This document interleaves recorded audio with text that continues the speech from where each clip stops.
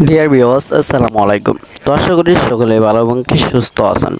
তো বরাবরের মতো আপনাদের মাঝে আবার একটা নতুন ভিডিও নিয়ে চলে আসলাম। তো আপনারা ভিডিওর স্ক্রিনে যে মাছগুলো লক্ষ্য করতে পারছেন, এগুলো লাগে অরিজিনাল দেশি শিং মাছের পোনা, এবং কি এখানে রয়েছে 97% ফ্যামিলি মাছগুলো। আপনারা অনেকেই চাষি ভাইয়েরা আমাদেরকে বলে থাকেন শুধু ফ্যামিলি মাছ চাষ করতে চান, এবং কি ফ্যামিলি মাছ চাষে ভালো লাভবান হওয়া যায়, এবং কি ফ্যামিলি মাছ চাষ করে অল্প দিনে বাজার যাতায়াত করা যায়।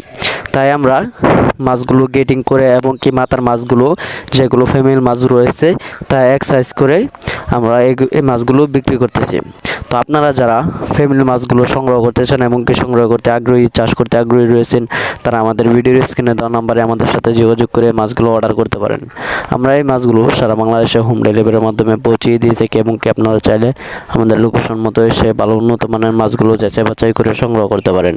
আমাদের কাছে রয়েছে দেশি ও বিদেশি নানান জাতীয় মাছের নবনা, যেমন দেশি শিং, দেশি মাগুর, ভিয়েতনামি শোল, ভিয়েতনামি কই, অরিজিনাল টাইগার জাতীয় মনোসেক্স, তেলাপিয়া, থাই পাঙ্গাস, আয়ের, বোয়াল, চিতল, রুই, কাতল, এমনকি সাদা কার্প জাতীয় মাছের নবনা।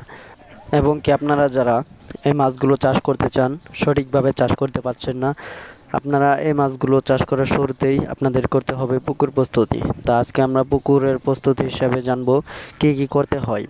তো এই মাছগুলো চাষের ক্ষেত্রে আমরা জানি পুরাতন এবং নতুন পুকুরে সব জলাশয়ে চাষ করা যায়।